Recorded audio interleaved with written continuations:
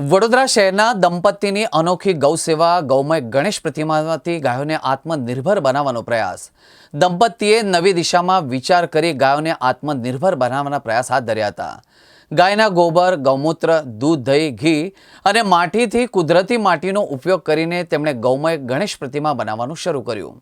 આ પ્રતિમાઓ સંપૂર્ણપણે કુદરતી રંગોથી સર્જાવાયેલી છે અને પાણીમાં વિસર્જન બાદ પર્યાવરણને કોઈ નુકસાન કરતી નથી. 9 ઇંચથી લઈને 2 ફૂટ સુધીની આ પ્રતિમાઓ બજારમાં ઉપલબ્ધ પ્લાસ્ટર ઓફ પેરિસની પ્રતિમાથી સસ્તી પણ છે અને ઇકો ફ્રેન્ડલી પણ છે. નમસ્કાર, મારું નામ શ્રુતિ સિંહ છે. કામધેનુ સેવા સંવર્ધન ટ્રસ્ટ એ અમારી આ ગૌશાળા છે. 2017થી અમે આ કાર્ય શરૂ કર્યું હતું, જ્યારે અમારી પાસે એક ગૌમાતા હતી અને આજે આટલા વર્ષ પછી અમારી પાસે અત્યારે 22 ગૌવંશ છે, જેમાં 8 નંદી મહારાજ છે, બીજી વાછરડીઓ છે અને ગૌમાતા છે.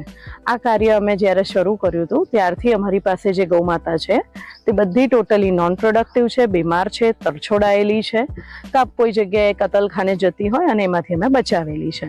આ ગૌમાતાઓનો અમે અહીંયા આગળ સંવર્ધન કરીએ છીએ, એમને રક્ષણ આપીએ છીએ અને એમના ખર્ચને, એમના સંરક્ષણ માટે જે ખર્ચ અમને લાગે છે તેને પહોંચી વળવા અમે અલગ અલગ પ્રોજેક્ટ ચલાવીએ છીએ ને એ પ્રોજેક્ટમાંનો આ એક પ્રોજેક્ટ છે અમારો ગૌમય ગણપતિ. અત્યારે સરકારશ્રી દ્વારા પણ માટી અને પ્રાકૃતિક વસ્તુઓને જે પ્રોત્સાહન આપવામાં આવ્યું છે તેના અંતર્ગત અમે પણ આ એક પ્રયત્ન કર્યો છે કે સારી પ્રકૃતિને નુકસાન ન પહોંચે એવી કોઈ વસ્તુ, એવી કોઈ ઉત્પાદનો સમાજના લોકો સુધી પહોંચે, સરકારશ્રીના પ્રોજેક્ટને સહકાર મળે અને સાથે આપણા પ્રકૃતિનું અને સંસ્કૃતિનું જતન થાય તે હેતુથી અમે ગૌમય ગણપતિનું ઉત્પાદન અહીંયા ગૌશાળામાં કરેલું છે. આ જે ગણપતિ છે તે પંચગવ્ય તત્વોથી બનાવવામાં આવેલા છે.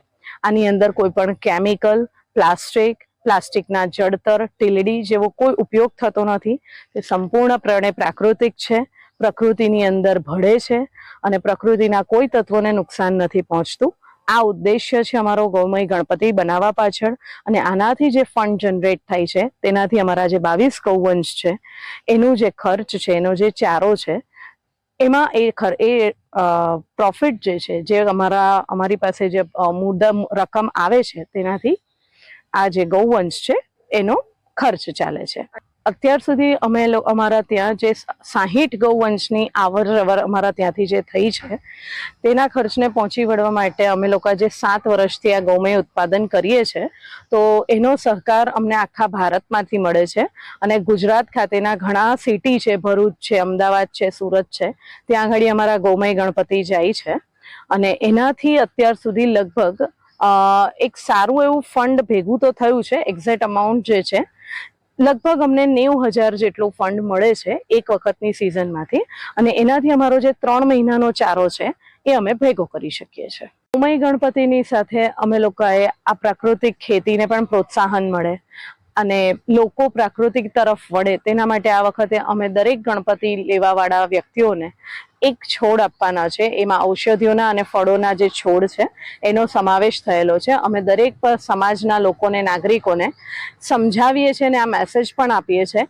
કે ગૌમય ગણપતિ અપનાવો અને એની સાથે પ્રાકૃતિક ખેતી જે છે એને પણ પ્રોત્સાહન મળે, વૃક્ષોનું, ખેતીનું સંવર્ધન થાય, આપણા પાકોનું સંવર્ધન થાય અને ગૌ આધારિત ખેતી થાય, એનો મેસેજ અમે દરેક નાગરિકોને એની સાથે આપીએ છીએ અને દરેકને આ વખતે અમે ફળ અને ઔષધિઓના જે છોડ છે એ પણ દરેક ગણપતિ સાથે આપવાના છે.